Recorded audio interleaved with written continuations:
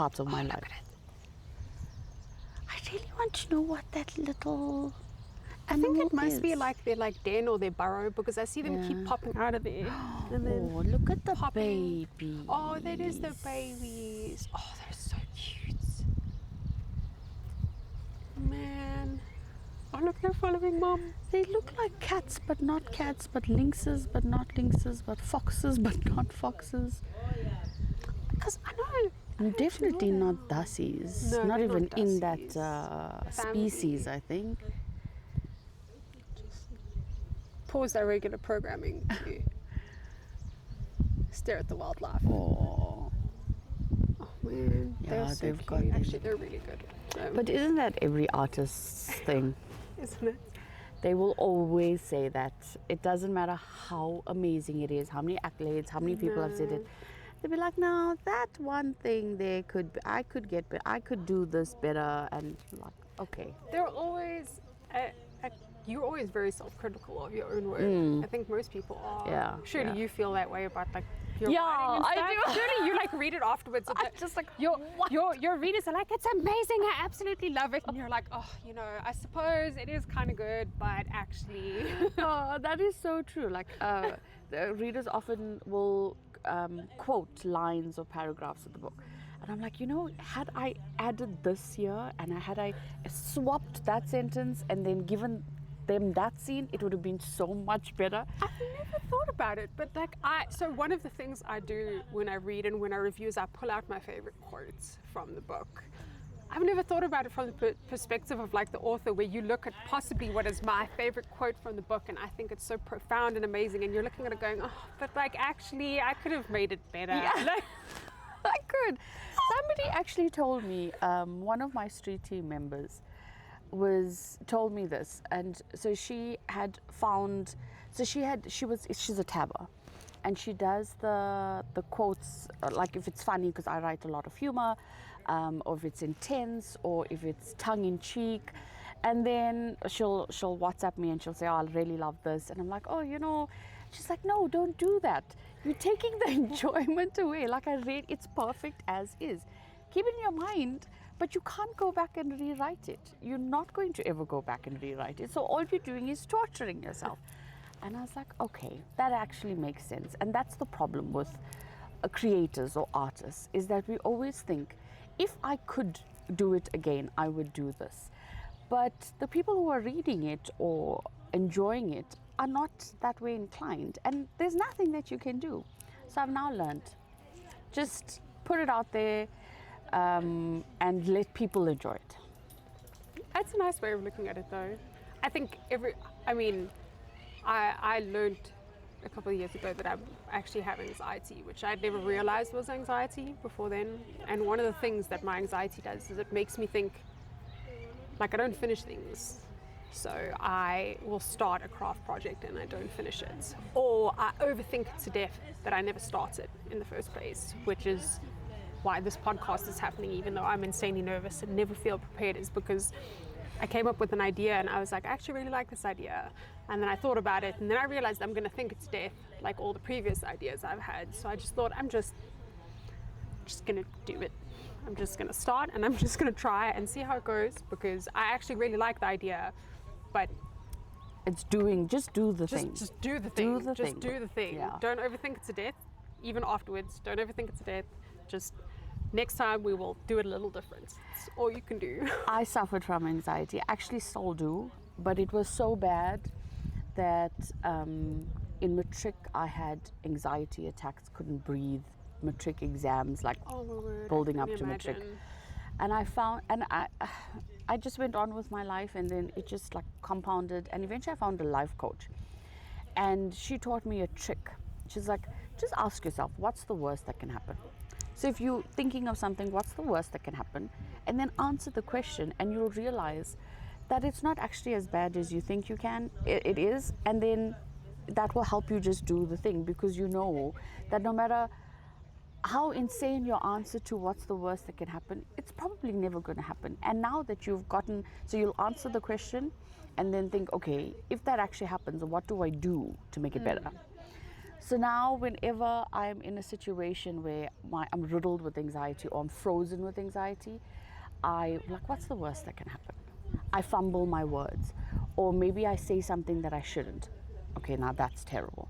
I will just ask you, Michelle, please just take out that one bit of the interview because I'm not Exactly. comfortable. I spoke in haste or whatever the case is, or it's something that I shouldn't have shared or I'm not going to share publicly. And then it's done. Exactly. I think that's also, before I did the first recording with Simi, I was insanely nervous, and you sometimes feel like it has to be perfect the first time, and it was one of those things where Rob said, you know what, if it messes up, it's okay, we'll just film it again. It's what's the worst that can happen? We film it again. Yeah. It's not actually the end of the world. Even like now that we've got backup audio, he still said, what's the worst that can happen? When we edit it, we just cut it out. If you fumble or you need to ask the question again or whatever, we'll just cut it out. It'll look like it was never there. It's okay. Yeah. So it's kind of the attitude I'm trying to go with, trying to not be as anxious about it as I usually am. Yeah. I think is the right way to put it. I also think that anxiety gives me a little bit of an edge over other people. So I've turned my anxiety into my superpower.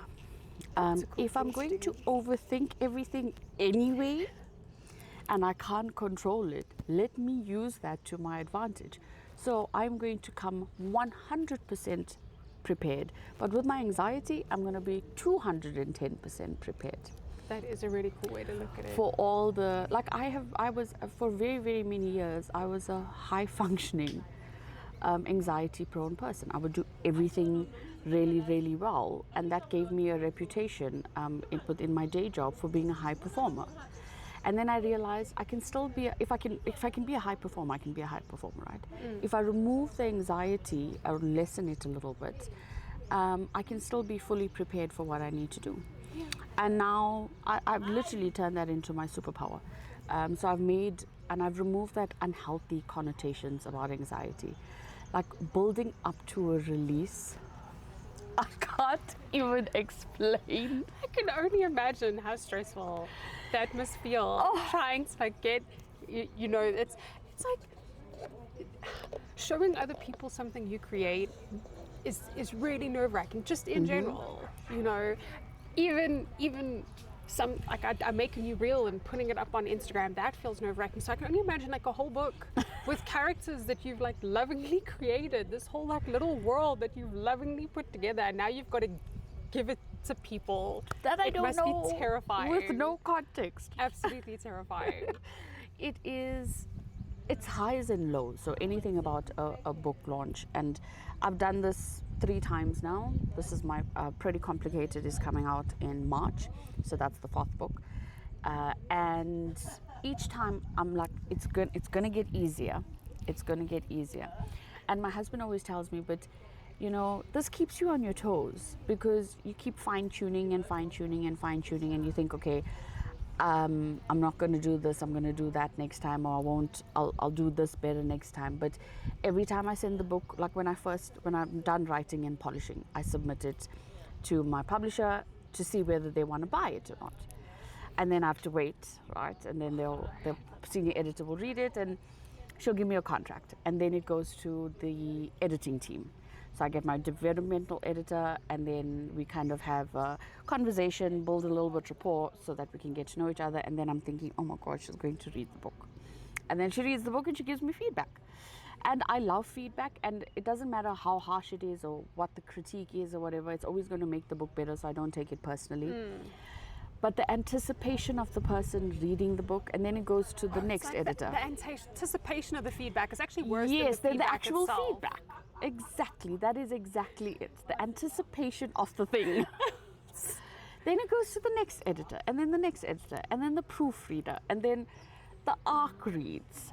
And then it's actually published, and then somebody will tag me in a review, and I'm like, oh, am I going to read this? Like, I don't read my Goodreads reviews because I just don't have the mental capacity to deal with it. My husband and my editor will actually go into Goodreads and give me the good ones. They'll read the good ones to me. my editor sends them to me so that I can like create content or whatever. And then I'm like, okay, good. And I ask them to tell me if there's feedback that will make me a better writer, and then give that to me. But if somebody is just like, I didn't like this book, I'm like, it's fine. I don't need to know you didn't like it. Oh, I'm happy. It's even funny though, because I remember I've only been ARC reading for about a year, just over a year. Like I started my Bookstagram in December 2 years ago, but I only solidly started putting effort into it in about June, or the beginning of last year, kind of like and then I started like applying for ARCs and doing things like that. And I remember when I got into Simi's street team, the first time I ARC read one of her books, and then she still messaged me when I was done and she asked me for like my opinion on the book. And I still remember thinking, it's writing a review is nerve-wracking. In the book, I didn't like the male lead character. Like I didn't like him. He was the type of personality that just rubbed me as a person the wrong way. It wasn't like it was written badly or anything. It was just, nobody's gonna like everybody. It was one of the things I learned in teaching. Not every kid's gonna like you, and you're not gonna like every kid.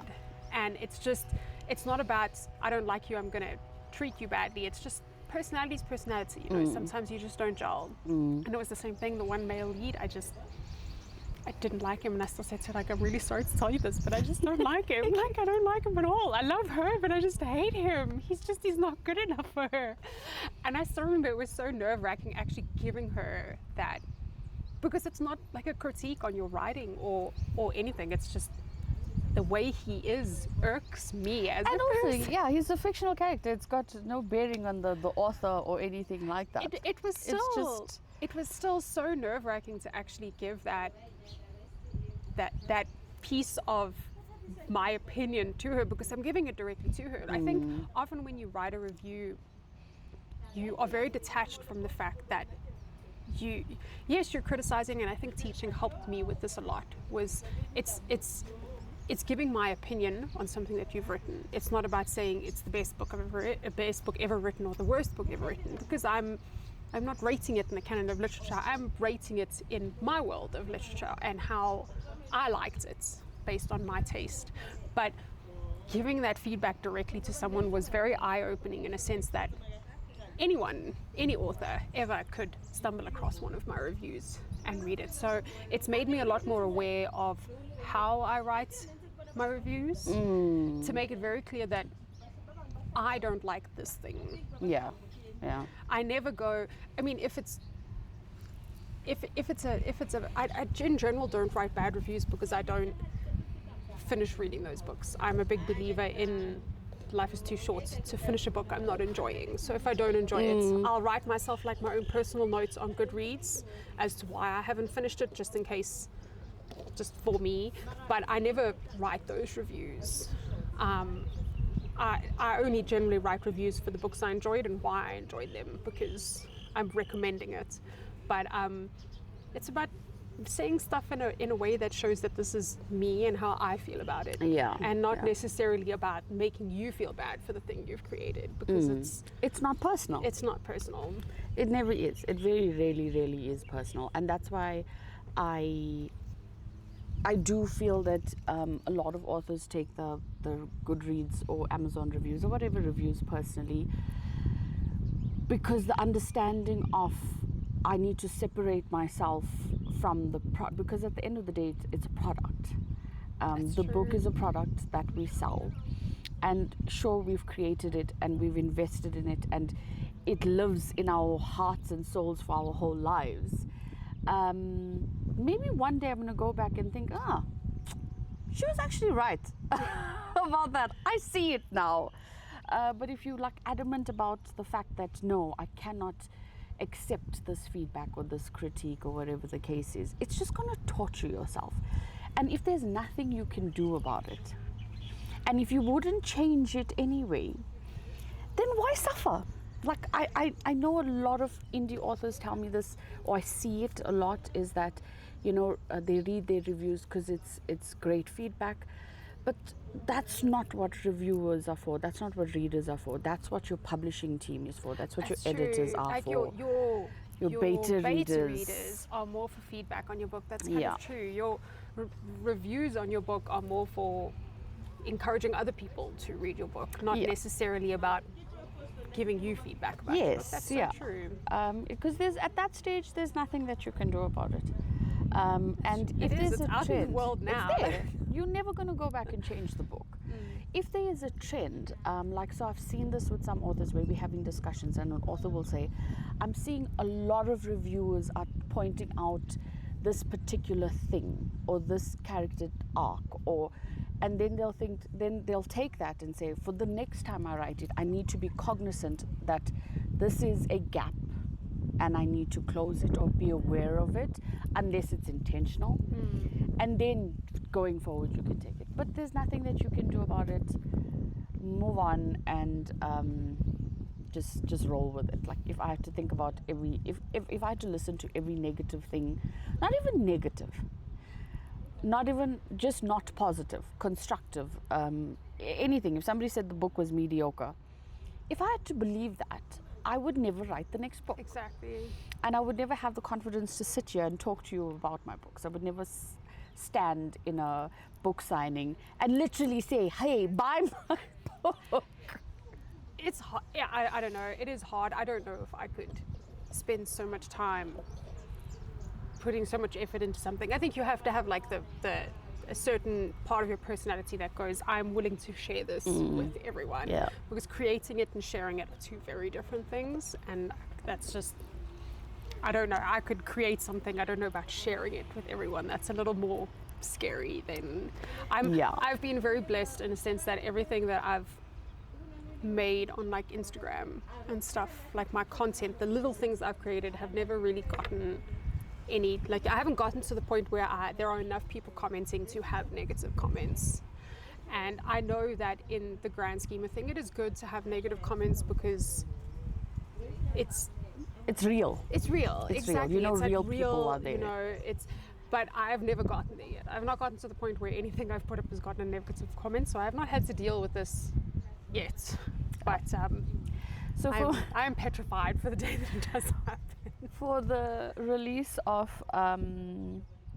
Pretty Bossy, the sound that I used for my videos was that Rihanna song, that you feel it coming in the air, dun dun dun dun, right? Because he's the main male character is a MMA fighter. Okay. So the two sounds went really well with the videos. And for the release, leading up to the launch, and then like a few videos after, I was using that song, and somebody got into my DMs and said they are so sick of me. I don't know this person. I've spoiled the song for them. Now that they will only ever associate that song with Pretty Bossy. And I was like, so I can take a bow because my job is done. I know you're mad at me, but hear me out. I didn't That actually was the say point. that to the person, but I just ignored that message. But I was like, well, I mean, man. it means I've done a good That's job, so right? If you funny. can associate a whole song with this, you know the words, you know the name. One day you're going to be inquisitive enough and think, maybe I should read this There book. we go. Exactly. And that is what marketing is about. that is so funny. To be mad at you for using a song. Oh, it's great. dead.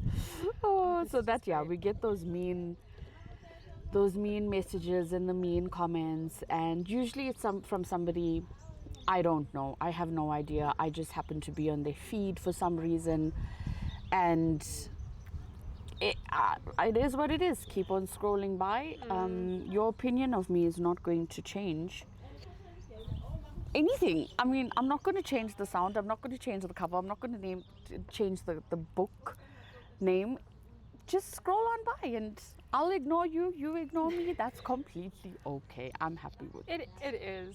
I think it's also it's funny because you were saying like one of the things you love doing is you're like a professional fangirl. You just love fangirling over stuff. And I think it's weird that we get so like attached to this thing that something that you as the creator does now upsets us or makes us happy about it, or like it's like you're so invested now in whatever is going on. Oh, I didn't actually think of it that way. I haven't flipped it on my side because you get invested, right? That's what fangirling is about. Like I want to feel it. I want to love it and own it and go through all the emotions. And then when the thing doesn't go the way you wanted it to go, you're mad. Like you're like Stranger mad Things. at the creator. Exactly. So whatever you're feeling, like you as a creator now get to be on the other side of that, where you've now made something that's really upset. Yeah, I did not think of it that way. Oh my gosh. That is putting a different perspective on things. So you get to feel the opposite side of the fangirl wrath, you know. There's a reader in the US. It was a Pretty Average which is book 1, was recommended to her in her book club, and she read it, and then she read Pretty Bossy. She hadn't read Pretty Unexpected, because Pretty Unexpected is the Christmas romance, and it's got I don't market it outside of the Christmas season, and then here and then maybe if somebody else is, if I'm like collaborating with another author or something like that. So she sends me an email, and she was like, is there any way that I can get her signed author plates or something, because I'm obviously in South Africa, she's in the US. And then she follows up the email with, I just discovered that you've given Thando a story and I didn't read her story, and she was so upset with me. She's like, why don't I have it anyway that I've got Pretty Unexpected before Pretty Bossy? And the thing is, you can read the books in any order. They're all meant to be standalone. So for me, that wasn't important. But the whole reason I wrote Pretty Unexpected was because readers were asking for Thando's romance. They wanted her story. So I was like, okay, let me give it to you. Yeah. And I had so much of fun. But she was so upset. And then I was like, listen, I told my publisher, I'm like, okay, this is the feedback I've gotten. Can we add in the book matter of every book that it's Pretty Average, book 1, then Pretty Unexpected, then Pretty Bossy, in order as it's been published, even though you don't necessarily need to read it in order. I kind of get that though, because I prefer to read things in order. Me too. And even though I've read books in a series where they're actually standalones, but they're all interconnected. But even if you read the 4th book, and technically it doesn't need to be read in order, there are still things that happen in there that give away the endings of previous ones. Yeah. So I get that. I get going, I want to know that I need to read it. Like, I didn't know, I thought Pretty Unexpected was just like a novella. I didn't realize it actually fitted in as number 2. I thought it was just like an extra within the series. I didn't realize it was number 2. So like, I would also like to know what order they're in. I'm like that. I want to. Yeah. I was like, okay, because I would be upset. If I could email certain people and say, why didn't you do this thing? You should. It is the most entertaining thing. That is the weirdest bark from a dog. It is the most entertaining thing to. I play a lot of games, and I enjoy story games. I like it to have an interesting story. Okay.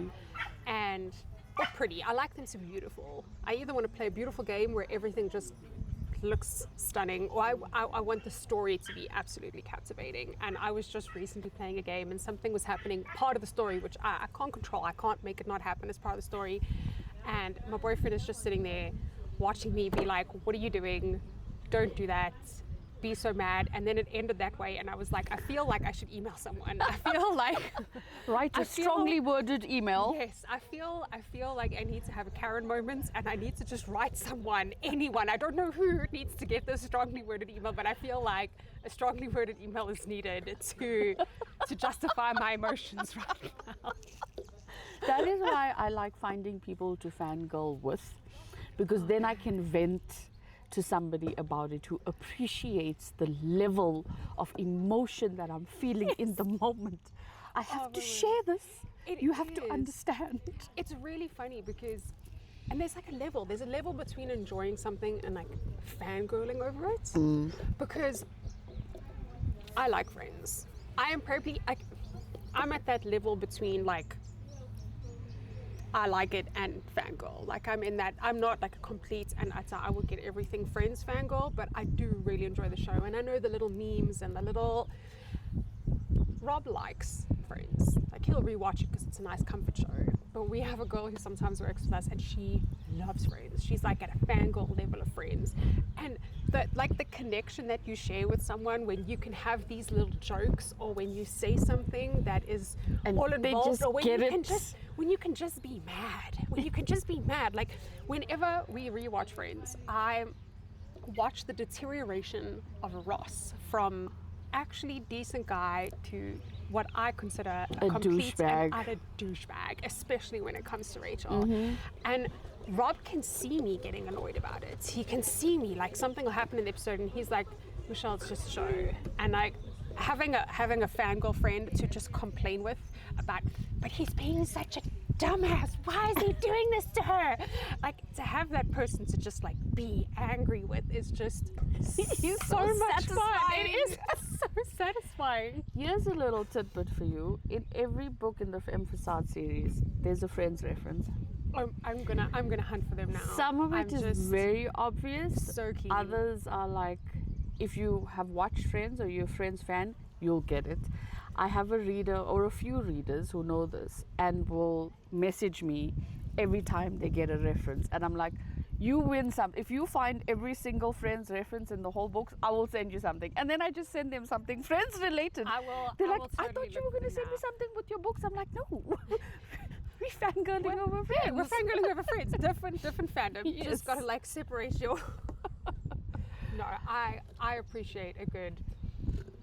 And it's not about it ruining my day. It's just about having someone to share that feeling with. Yep. I just absolutely love it. I cannot wait. And it was one of the reasons I actually wanted to do. Part of the reason I wanted to do this podcast was that the things that you obsess over and you love, like your hobbies and your interests, they make their way into everything. Yes. And I was so keen to see how this thing that you as an author, who may be nothing like your characters, have probably put those little things that you love in there just because you love them. Yes. And so I'm just intrigued to see, because I mean you write contemporary romance. Yep. Which is based in the real world, so it's easy to put those things in. But I can't wait to like get to like a fantasy author where they have a world that's nothing like ours. How did you get a Friends reference in there without it being? Yes. Now that'll be entertaining. Yeah. But yeah. I love reading a book where you just get the thing, you get the reference, you get the scene, and it's as a writer, it doesn't just happen. Like you have to plan everything you're writing, but there are some times where the universe aligns and the scene happens and the characters are doing something and it's driving the plot forward and you can land the reference or the whatever, and it is so satisfying to write. And you can nail it and then you can read it and think, yes, I did. It's just like the universe has decided that I need to put this reference right here because everything has just, the stars have aligned. It's like that moment in, I love Disney. It's like that moment in Hercules where all the planets align perfectly and you're like, well, this is clearly the perfect time for this. I cannot even explain to you how satisfying that he is. Caught something. That little one. He's carrying something. Can you see him? He's going to come past this pillar on this side. Okay. Oh. Wow. He's brought home dinner. He has brought home dinner. So when you asked earlier what do they eat, apparently rodents is one of them. Oh, he's running away from the other person. I don't know what's going on. It's like a standoff. Oh, he doesn't want to share, clearly. No, clearly not. Oh, that's so cute. Maybe, I don't know. Or maybe he's taking it home and he's like, relax, we'll share it at home. Share it later. Oh, he's gone into the bushes. Oh, now We're all going. Dinner's on me. Shame. Oh, I wonder if it's one of the babies and he has to pass it by mum, or is it mum hunting? Maybe. I'm getting the Timon vibe. They do. They look kind of like meerkats. That's why earlier on I was like meerkat, because they stand like that. Now I'm seeing it. There is a name for this. I'm gonna have to Google it later. Yes. You're going to get. I'm gonna end up down a rabbit hole later, yes. and you're going to get a series of messages from me with pictures I going. will do the same thing. Yes. And I did not know that they are still like so, like in the wild, but so in residential areas. Yeah. No, definitely meerkat vibes. I need to find out what this ad break they was called. brought to you by Michelle's ADD and inability to focus on anything for longer than 5 minutes. Sorry. We shall commence with normal programming soon. Man. Oh, That's so why cute. I also, when I originally planned the podcast, I didn't want to have notes because I have a tendency to fiddle. So if something is in front of me, like my urge to pick up and play with the pen, like while it's here, I have a tendency, even when I used to teach. And it's one of the things when you study teaching, they encourage you not to do. They encourage you not to move a lot when you talk, and they encourage you to not like over-explain with your hands, which I do. I talk with my hands.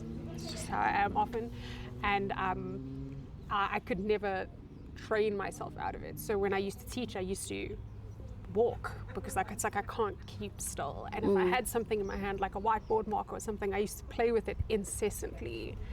And it was actually I remember the one day I still actually stopped and I explained, because you know when you used to be a kid and you were talking and your teacher would like yell at you for talking while I'm teaching, and a lot of the kids just brush it off as like whatever. And I remember the one day I got really mad at some of the kids because they were fiddling with something at the back. And in that moment when I was getting so mad, I realized that I'm not mad because you're not paying attention to me. I'm mad because I'm trying very hard to focus on what I'm teaching you.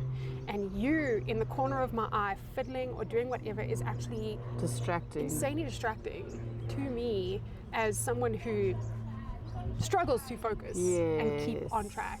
And I remember after I had calmed down, I still sat all the kids down and I explained that I'm sorry that I yelled at you because I shouldn't have done it like that. But when you do that, I can't focus on what I'm doing here. And it was such like a freeing moment. Oh, that's a healthy way of changing the perspective on things. And I still remember after that, at the beginning of every year, I had that chat with the kids because a lot of the kids struggle to focus. And a lot of the kids have ADD or ADHD or some form of an attention problem. And explaining to them that I also struggle to focus. So I'm not mad that you're eating. I'm not mad that you're sharpening your pencil. I'm not mad that you are neatening your desk.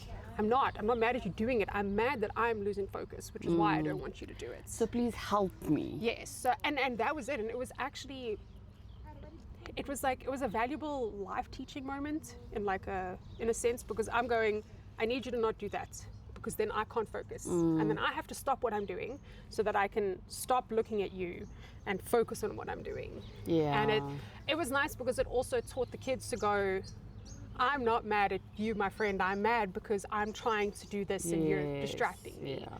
So it was very... That's quite a healthy way of changing the perspective on things and then enabling everybody to do better. It is. I love teaching. I did not leave because I didn't like the actual teaching. I left because the system was not healthy for me. Like in a sense that the adults in teaching killed me. And I got to a point where I was like coming home crying every day. Oh, no. Or like I would get up in the morning and I'd have to go to work. And I think a lot of teachers get to a point where doing it for the kids is not a good enough reason anymore to break yourself. Yeah. And I am like, when I stopped, I struggled for a while because I didn't have a 9 to 5. I started working from home. I started helping Rob run his business. And then I do a lot of educational content creation online. So I work from home. It was a very big shift, but I'm so much happier like now than I was then. It was you had to make a decision for yourself. I can understand that. Being in a toxic job where the reason you are doing the job is now overshadowed by the reasons why you hate the job, that you can't continue. It is. With that. There's a lot that, especially in something like teaching, which is very much a vocation, there's a lot that you can overlook because you are there for the kids.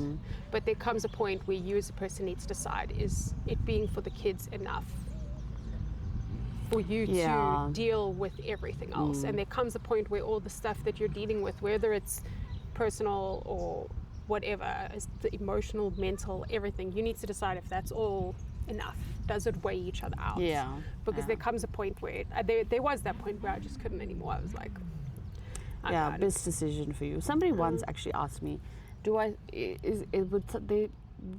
can I imagine a world where I would stop writing, where I'd be given a reason to stop writing? And I was like, human beings would probably cause me to stop publishing. If there's any reason for me to stop publishing, it will probably be because of certain people or certain, I don't even know what that looks like, but that, I don't think it will stop me from writing. I could write and not publish, yes. But publishing is a career, it's work. And somebody could stop me from doing that work. But the love and the joy from writing, I could still do and I could still own. And fortunately, I mean, I don't even want to think about it. It gives me a little bit of a rash just thinking about not being able or ever being put in that situation. But I completely get you. It must have been an incredibly difficult decision to make. It was one of those things where you remember the exact moment where you realized you couldn't do this anymore.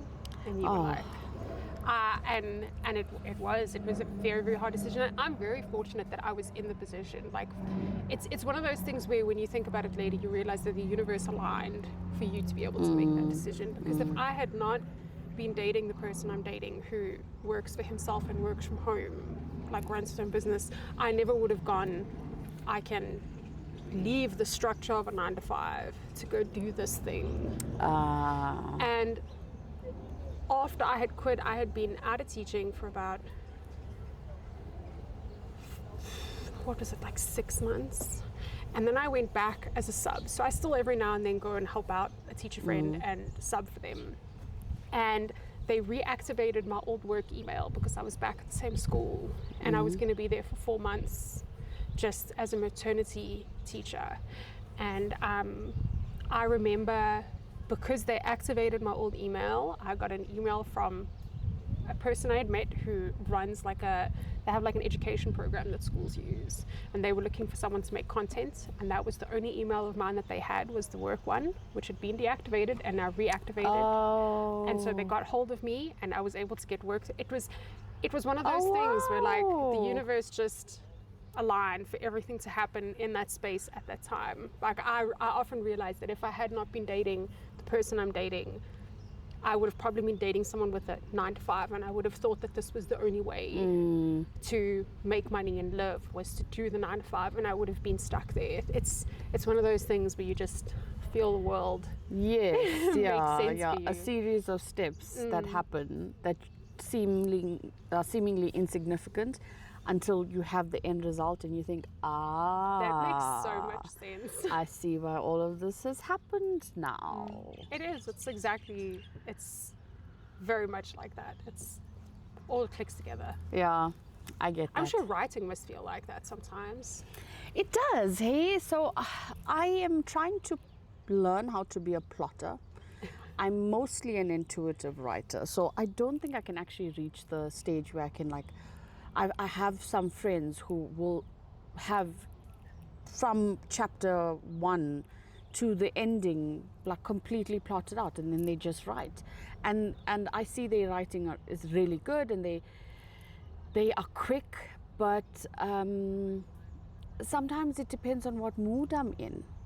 And I'll nail that scene that I've been suffering for 3 days to write, and then all of a sudden it just comes out, and because it's intuitive writing. Or there's times when I'm learning, okay, I need to plot the action, or I need to plot the subplots, but I'll write, and then sometimes I'm foreshadowing things that I consciously don't even know I'm planning to do. And then I'll go back and sometimes I don't even know that I foreshadowed something. And a reader will tell me this, or my editor will say, that was a nice little Easter egg you left in chapter 3. I'm like, wait, what? And then I'll go back. You're like, my brain is amazing. Just how did I do that? I need to do it again. How did I do it the first time? And then there's other times where I will read a chapter and be like, oh, girl, what were you thinking? That's so funny. I used one, my editor once was telling me, she's like, your FMC is going to have back problems because she leans back about 110 times in the book. I was dead. I was like, oh my God. Obviously, I was going through something. Where, but you don't even realize that's happening because you're writing and then you're just doing the thing and it's so satisfying. And that is why editors are important. Exactly. And I think that's also like what people often say, like your beta read is choosing people to beta read for you. Also, sometimes I was listening to a podcast where they were explaining it's something that you actually need to be a lot more particular about than most people realize. Yes. Because beta reading is not about reviewing. Beta reading is about picking up inconsistencies and pointing out actually this character comes off like an asshole, and if you want him to come off like an ass, then that's great, but if not, maybe you need to change something. So it's and it's also like a very personal thing, because it's like I say, every personality is not for everyone and every book is not for everyone. So me not liking your book, is that because it's badly written, or is that because maybe I just don't like this genre of book, which is also okay. You know, it's just one of the, like I don't like horror books. I don't like them, and that doesn't mean that they're all badly written. It just means I don't like them. You know, and having a beta reader who hates romance when you write romance is probably not good. So that's why you need to like really pick them. It needs to be something you really think about and choose them. That's carefully. why I always believe, like I see a lot of authors put out a call, like I would put out a call for ARC readers. They put out a call for beta readers, and that's not how you find beta readers. It's a relationship that you have with somebody, and you're trusting somebody with it's something personal, with unpolished work, with and the responsibility of the beta reader is also weighty, and it is sometimes it's just a gauge check. Am I on the right track? And the beta reader will say, yeah, you actually are. You've nailed this. You've gone a little bit straight off there. Maybe, let's look at that. But it's a very personal relationship, and I think it's a friendship. Whereas with ARC readers, I can put it out there to as many people. Literally, my publisher's like, should we cut this off at a certain number? I'm like, just keep going. As long as people keep applying, it's fine. Just keep going. I have no qualms. But yeah, beta reading it's also scary. It's a scary. When I first heard about it, I was like, whoa, this makes me a little bit uncomfortable. It's scary as like I have beta read 1 or 2 books. I have not done it often. I think before I ever ARC read, I actually beta read a book, and I still remember the author didn't bring it out for years. She only released it this year, and I beta read that book 3-4 years ago. It was ages ago, and it's a very like weighty thing to be trusted. Like you as the person beta reading need to be ready, because you are being trusted with something. Not only are you as a creator trusting me with your unfinished work, I need to bear in mind that it is not a finished work. Yes, it is a very you're helping someone create something in that moment, because it's exactly what it's like. You're asking feedback on characters because you want to change and adjust, and it's also a very nerve-wracking thing, basically. It is. I haven't actually formally had beta readers because I write contemporary romance, so it's more character, and because it's romance, it's the characters drive the plot, and there's subplots of suspense or action or mystery or whatever. I like writing fast-paced books, but there's very, very little room to go like so wide that you can be completely off script, unless I was deviating from the genre or something like that, or trying a different spin. But I'm busy plotting and planning a new series where I can see how I'm going to need beta readers, because it's a long-term project, and I can miss things, and there's lots of detail, lots of world building, nuances, And having somebody there with me, a team with me, 2 or 3 people, I don't even think you need more than that. It's going to make a big difference. Exactly, and you need someone, you actually, especially if it's going to be a whole series, you need someone who's in there for the long haul, because you want things to be consistent. You don't want something that happened in book 5 to contradict heavily something that happened in book 1. You you need fangirls. Yes. You need fangirls to be beta readers, because they pay attention to all those little details, and they will point it out for you. You need to employ yourself some fangirls. Apparently, I just solved this beta reading problem for everyone. Thank you. Find fangirls. I think we found the solution. Fangirling just teaches you to focus on the details and just be really, really particular about it. Okay, so I want to wrap up because I don't want to make this too long.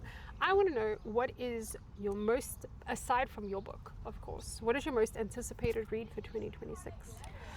So I don't have anticipated a specific book, but I have authors that I've been watching. Ooh, that's also that I've fun. invested in and that I know are coming up with renewed releases in 2026. And so I don't arc read anymore, because I just don't have the time to invest into arc read within the timeline and all of that, which means that I'm going to be blind reading the book with everybody else. But there's a few. Shamis Patel, she writes contemporary romance. She's got a new book in her series coming out in Jan, I think, in Feb. I've actually got it in my calendar. I cannot wait. She writes also books set in South Africa, but like gamer vibes in the series. Then there's Simi Ramdat. She's got the next book in the Hexagons coming out. Gypsy Love is coming out. Gypsy Love, oh, man. yes. And it's Edward, who I really loved in the last books. I'm very excited for that. I can't even tell you. I actually am she's going to kill me because I may not arc read it because I want to wait for the book, but I also want it like so desperately. Oh man, that urge to have to go, actually, I need to now say no. That where you actually go, it's too many books, which is something I hate saying, because there's never too many books, but there's actually too many arc reads at a point. I also stopped. I now, apart from Simi, and there's 1 or 2 literally. So Simi I will still arc read for, and then C.S. Evermore I will also arc read for, and then there's literally even some of the other authors who I'm going to arc read for them forever. I was like, I have to stop because it's just too many. It's too many with the deadline. You know, if my TBR pile grows, it's going to become alive. But exactly, if my TBR pile grows even more, it's okay. If I have so many arcs with deadlines, it becomes a problem. Because you know, you need to have stuff done by a certain date then. I've actually stopped putting, well, I don't actually control it, so I shouldn't say I stopped. My publisher, I've asked her to encourage a review by release, but we've also decided to take away that pressure. You can get a reminder or whatever, but because I feel it as an arc reader, and sometimes you sign up for it in anticipation, and then you're not in the mood, or something happens, and then you think to yourself, oh, now I'm going to disappoint the author or the team or myself or whatever, so let me just leave it. And I think we should accommodate life. It is. It's also really, I found as an arc reader, it's often hard to plan. I tried very hard. I made like a whole little spreadsheet because I'm one of those, I'm also very organized. So I had like a whole plan where I was like, I'm going to apply for arcs, and I'm only going to apply for a certain amount that are due, because you know, when you apply they say the book's coming out in Feb, and then I go, okay, there's 2 that are coming out in Feb, so I'm not going to apply for any more that come out in Feb. And then you'll apply for some others, and then the author whose book was supposed to come out in Feb, no guys, goes, life happened, I'm going to have it come out in March, and now all of a sudden you've got 3 books you need to do for March instead of just 2. And don't get me wrong, life happens. It's not like I'm mad at anyone, but I realized that there were just too many. There were just too many. And a lot of the authors I used to arc for, I go, if I really want to be supportive, if I can't afford the paperback, just buy the ebook. Do you know what I mean? If I really want to know what's going on, just buy the ebook. They're not as expensive as a physical book. Just buy the ebook. And then you'll get to it when you get to it. Exactly. The other book that I'm really looking forward to is the next installment in the Empyrean series. Which one's that? Iron Flame. Oh, I have not read any of those. So I was not invested in it either. It was in the peripheral, and Sinead Tuck Oh, yes. sent me the book 1 for my birthday, and she got me. So I read that book in like 3 days. So I'm a huge fantasy. Like I cut my teeth on Lord of the Rings, basically. Like, and I read that, and then I just, fortunately, she sent it to me with the release of the last one, so I could binge read the entire series, and it's a weighty series. And now I'm waiting for the next book, and I'm just waiting for the next book, and I'm waiting. So what I'm going to do is I'm going to reread the series in anticipation. I don't know when the book is coming out, but I know she does a release every year, so there must be one coming out somewhere in 2026. I have to know what's going on. Especially if they're going to do, I hope there's like a movie adaptation or something. My last question for you is, what is an unpopular bookish opinion that you have? I've got a few. The first one is that covers matter. Yes. You have to judge. Oh my word, 100% agree with you. Covers matter. Do you know how often I pick a book purely based on what the cover looks like, which you were always told not to.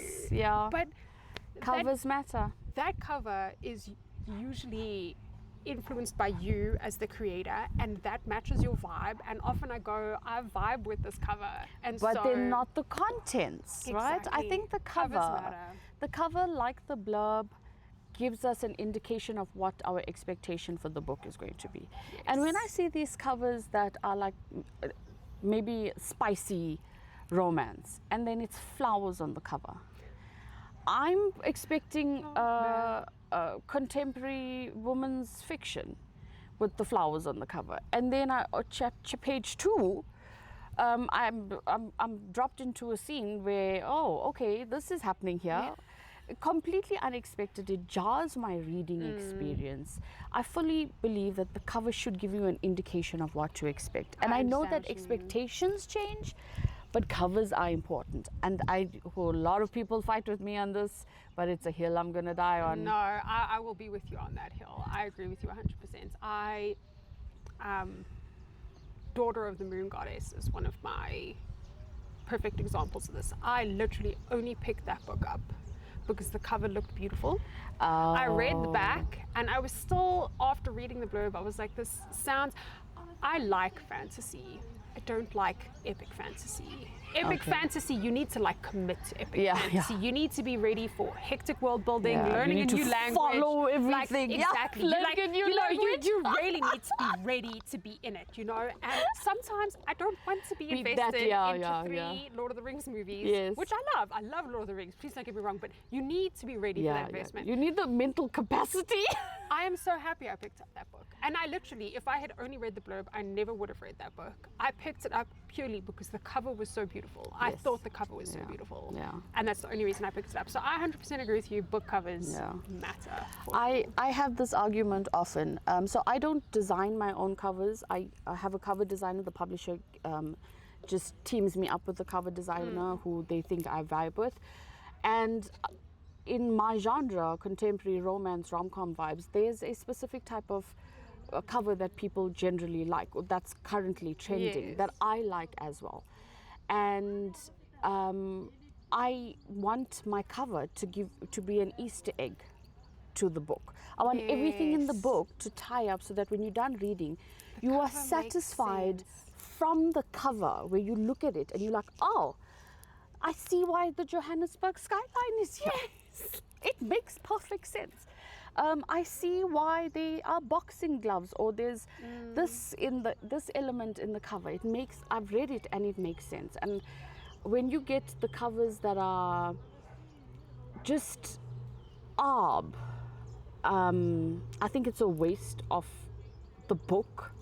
And I also think it is misleading us a little bit in terms of what the book is going to be. I mean, yes, there are probably some really amazing books that have really horrible covers, but it is important. It isn't like you as a person associate romance with a specific look on a cover, and you Yes. associate. Yeah. So it's like you say, your book is a product. You are Yeah. selling a product. Yes. And part of that product is the packaging, which is the cover. Exactly. You want the cover to gel with what you're writing and what the type of readers you have, because like we've said, not all people are going to love your book because it's not their genre, but you know your people, and Yes, and they're gonna. I get it.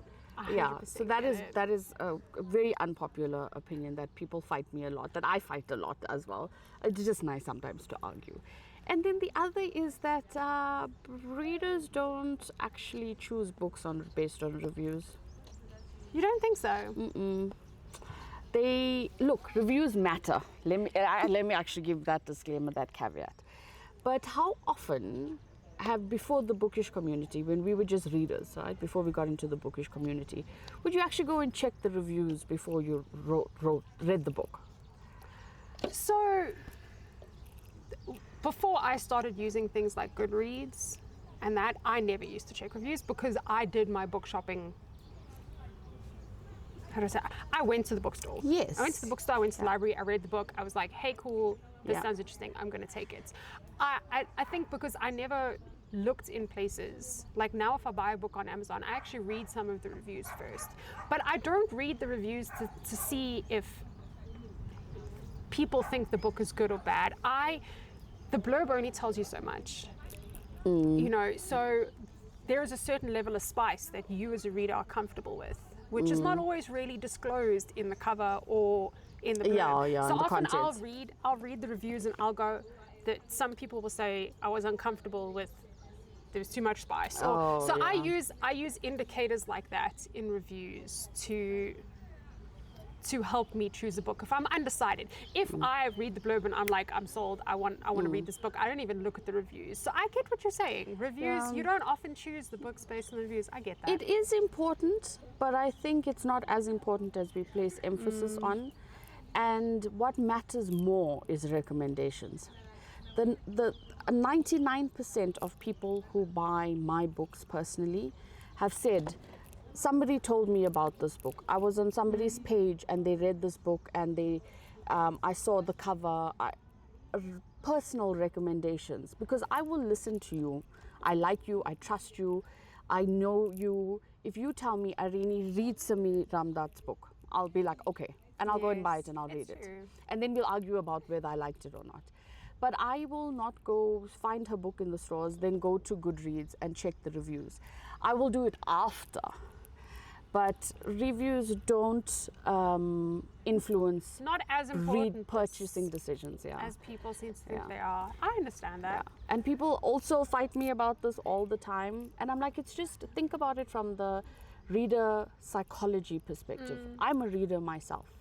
And the only reason I do reviews now is because I'm in the community and I understand that there's True. reviews. Because when I get a book, like now it's just parts of it. When I get one of those books where the blurb is not on the back, it's just little snippets of reviews about the book, I get so annoyed. Yes. I get so Yes, angry because yes. why must I hunt for a blurb? I want to Yes. know what the book is about, not what you Yeah, thought of yeah, the book. So I yeah. actually Put that in now- the book. It's fine. Put that in the Man. book. But in the back, give me the blurb. I want to know who the character is, where it's happening, what's happening. Yes. Don't tell me reader said this about this book. I don't care. It's just, I want to know about the book. I really don't care. That makes so much sense. I get you. I get that. Yeah, so I get a lot of flack for those thoughts and those opinions, but it boils back to psychology. It just goes back to human thinking and human thought. My mother was like, who reviews books? I'm like, Ma, you know. It's true. And book It's done. reviews, before people started putting it on social media and things like Goodreads, and when people bought more physical books from a store instead of online, reviews were fancy things by Yes. fancy people in Publishers newspapers Weekly and, or you know, New they York weren't- Times. It was like being a food critic, you know. Yes. It was one of those fancy jobs that you Yeah. got, and you evaluated literature. You didn't just like review books. It was like this fancy thing. You Yeah. yeah. My friends and I will read each other's recommendations before we are actually likely to get a book anywhere else. You shop for it like you do in the shops, in the library or whatever, or you listen to your friends and people you know who And has the that's same true, because the reading. people I follow on my Bookstagram are people whose I want to say vibes are similar to mine. Yeah. And so when they recommend a book, I go, actually, you like the same type of books I like. That's a book I've never heard of. It is. It's Yes. as much as I will read what you've said about it after that, it's you recommending me a book more than it's... Yes, yeah, and I'm gonna I trust get you, you. and I know that I'm not gonna waste my time. And then if I do waste my time, I'm gonna fight you about it, and then we go back to fangirling and having fun as a There community. we go. Exactly. I get that completely. I had so much of fun. My Okay, gosh, I this talked is- absolute nonsense But most of the time, but this was so much is of what I fun. wanted. This is a lot of the podcasts I listen to are very formal. I want to hear like you talk about stuff that Yes. influences your world around your book. Yes, and So- I want people to know me as a person and not just the author who, you know, I want It people is. to know me. I explained this to Simi because I still said to her, historical fiction is not my favorite genre. I picked up her books because she was a South African author, and I'm trying to be more supportive of local authors. And I still said to her, I love her books, not because I love her books. I like her books because I like her books. I love her books because I like Simi. Yeah, that makes a big And difference. it is, and it's a weird thing to think because we are often taught that authors are this fancy person so far removed from us. Yes. But I love Simi's books because I love Simi. Yeah, you invested in her, Exactly. so you invested and in her I work. see her in her books. Yeah. And that's why I wanted a podcast that connected with authors as they are as people, because you love their work because you love them. I love it. I love that concept. I say that all the time. Like my street team, I think they like me and I like them, and that's why we're a team. But it is like we have like Simi's like the Hexies group that we have, Yes, you know. yeah. It's like it's this little community, and we're always helping each other. I mean, Yes. I was asking about hair care stuff on the group the other day. We have like a little... Yes, it's a You know, it community, is, it's a and community. it's fun and it's a safe space. So I appreciate this. Thank you so Okay, much. so number one, I'm gonna try to take a selfie. I'm not very good at them. It's something I'm working on to see. I have two. All right, can I just shout out to the fact that, and keep making this, they are the same height. Okay, let's try this. Like I said, I'm not overly good, so you can have one. I can have one. Let's see if my phone will behave. Look at the beautiful background. Oh wow.